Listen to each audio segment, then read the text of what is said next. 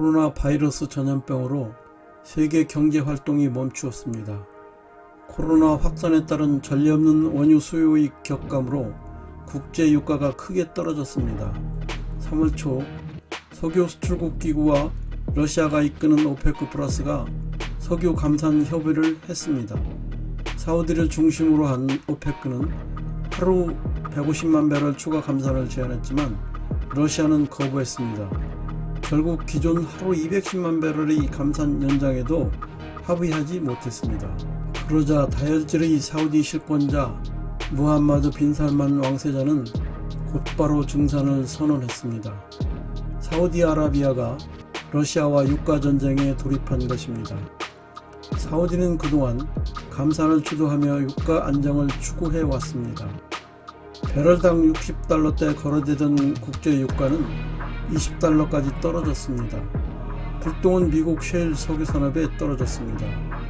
러시아가 감산을 거부하면 유가 하락으로 제사를 깎는 것과 같습니다.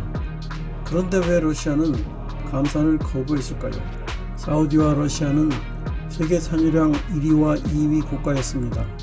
글로벌 금융위기 여파로 2010년대 세계 경제가 둔화세를 보였습니다. 그러자 2016년 석유 수출국인 오페크와 러시아 등 10개국이 오페크 플러스를 결성했습니다. 오페크 플러스는 감산을 조정하고 가격을 안정화시켰습니다. 그런데 그동안 미국 원유 생산량이 하루 평균 1300만 배럴까지 증가했습니다. 미국은 2018년 8월 세계 최대 산유국에 올랐습니다. 미국은 이제 기축통화 달러의 무기화, 최강 군사력에 이어 에너지 패권까지 거머쥐었습니다. 셰일가스 혁명으로 중동 지역의 전략적 중요성이 분명히 떨어졌습니다. 미국은 걸프 지역 시리아에서 군대를 철수했습니다. 중동 전략 공백의 틈을 러시아와 중국이 파고들었습니다. 사우디는 시아파 시리아에 진출한 러시아를 혼자 감당해야 했습니다. 순위파 사우디는 트럼프의 배신감을 느꼈습니다. 한편 러시아 가스는 우크라이나와 폴란드를 통해 유럽으로 수출되고 있었습니다. 그런데 러시아는 종종 유럽 국가의 가스를 차단하겠다고 위협하곤 했습니다. 그러나 이 가스 송유관은 경유국들과의 마찰과 추가 비용이 들었습니다. 러시아는 이를 피하기 위해 노르드스트롬2 파이프라인을 추진했습니다. 미국은 러시아에 대한 견제를 위해 노르드스트롬2 프로젝트를 방해했습니다. 유가 하락은 미국 셰일 산업을 붕괴시킬 수 있습니다. 이제 푸틴으로서는 송유관 사업을 반대한 트럼프에 대해 보복할 기회입니다. 대부분의 미국 셰일 유정은 시초가 까다로워 기존의 유정보다 손익분기점이 훨씬 높습니다. 지난 2016년만 하더라도 지속 가능하려면 가격이 배럴당 50달러 이상이어야 했습니다. 그런데 기업들이 기술 생산성 향상에 막대한 투자를 하였습니다. 생산 원가는 배럴당 35에서 40달러 정도로 떨어졌습니다. 그렇지만 푸틴의 감산 거부로 미국 셰일 기업들은 타격이 불가피해졌습니다. 결국 셰일 가스업체 화이팅 페트롤리엄이 파산 보호 신청을 했습니다. 분석가들은 이제 수십 개의 소규모 셰일 회사들이 파산할 것이라고 말했습니다. 지난 2015에서 16년에도 비슷한 상황이 발생한 적이 있습니다. 글로벌 금융위기 이후 저금리로 많은 에너지 기업들이 셰일오일 가스 채굴에 뛰어들었습니다. 2011년부터 셰일오일 생산이 본궤도에 올랐습니다. 2014년 상반기까지 국제유가는 배럴당 100달러 수준에 머물렀습니다. 국제유가는 같은 해 6월 이후 60%가량 추락했습니다. 사우디아라비아와 오페크 동맹국이 미국 셰일 생산자를 약화시키기 위해 시장에 석유를 쏟아부었습니다. 2016년 초 원유가는 배럴당 30달러대까지 추락했습니다. 수백 개의 미국 기업이 사업을 중단했으며 이에 투자한 글로벌 기업들이 자산을 매각해 적자를 메우거나 파산했습니다. 사우디 평균 생산 원가는 배럴당 9달러 미만으로 세계에서 가장 저렴합니다. 사우디는 국제유가가 급락해도 상대적으로 버틸 여력이 있습니다.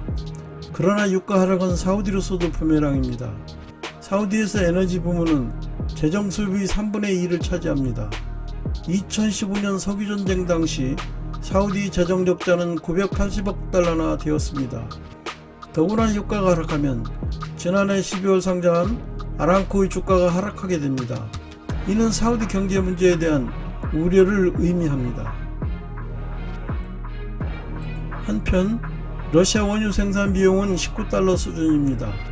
에너지 부문의 판매는 러시아 수출 비중의 68%, 국가 재정의 50%를 차지합니다. 실제 러시아는 당시 수출이 29.3%나 감소함으로써 재정이 악화되었습니다. 다만 루브라 평가 절하를 통해 간신히 고비를 넘길 수 있었습니다. 셰일가스는 원유에 비해 수송 인프라가 부족한 편입니다. 천연가스를 액체 형태로 변환하는 어려움과 비용으로 인해 천연가스는 거의 독점적으로 파이프라인을 통해 시장으로 운송됩니다. 또한 셰일오일 가스는 추출 공법, 지하수 오염, 집안 침하 우려가 상당합니다. 따라서 규제 강화에 따른 채굴비 증가 여지가 큽니다. 에너지 기업들의 빚은 미국 전체 정크본드 시장의 약 12%를 차지합니다. 셰일 기업이 파산하면 여기에 투자한 은행도 부도위기에 몰릴 수 있습니다. 연준은 가장 위험한 투자 등급 부채를 포함하여 회사채를 사겠다고 발표했습니다. 2008년 금융위기 때도 하지 않았던 일입니다. 이는 셰일발 연쇄 부도를 우려했기 때문입니다. 푸틴 대통령이 부랴부랴 빈살만 푸틴과 전화통화를 하며 유가전쟁 종식을 위해 중재에 나선 까닭입니다. 트럼프는 유가 추락으로부터 미국 에너지 근로자를 보호해야 한다면 원유 수입에 대한 관세를 부과할 것이라고 위협했습니다. 미국은 2019년 러시아와 사우디아라비아에서 하루에 100만 배럴 이상의 석유를 수입했습니다. 미 상원 의원들이 사우디의 경제전쟁을 비난하면서 안보 지원을 철회하겠다고 위협했습니다.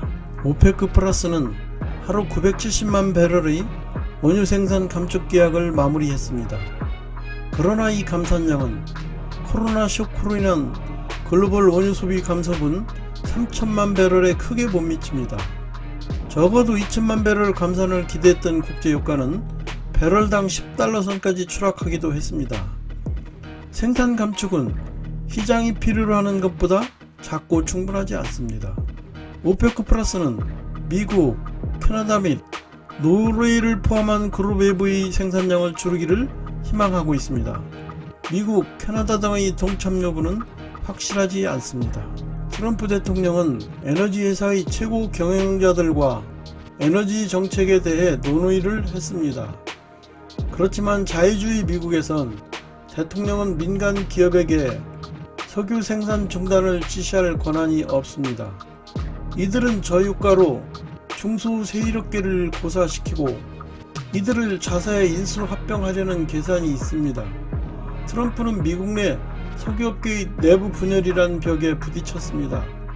진짜 적은 내부에 있다는 격언은 석유 시장에도 통했습니다. 5월물 미국 원유 1배럴이 마이너스 37.63달러로 떨어졌습니다. 그것은 코로나 바이러스 전염병으로 인해 공급의 잉여와 수요의 급격한 감소로 인해 발생했습니다. 5월물은 원유를 실물로 인도받아도 팔 곳은 물론 보관할 곳조차 마땅치 않은 것입니다.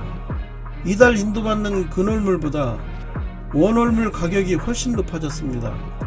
이른바 슈퍼 콘덴구 현상이 발생했습니다. 생수보다 쌀 정도로 기름값이 떨어져도 산유국들이 계속 석유를 캐내는 것부터 이상합니다. 원유 생산이 지속되는 이유는 시장 점유율 경쟁 때문입니다. 다소 손해를 보더라도 생산비가 높은 산유국을 시장에서 퇴출시키기 위한 것입니다. 일종의 치킨 게임을 벌이고 있는 것입니다. 베네수엘라와 멕시코의 원유 생산 원가는 배럴당 55달러 수준입니다. 유가는 코로나 바이러스 때문에 당분간 20달러대로 낮게 지속될 전망입니다. 배럴의 바닥은 여전히 불분명합니다.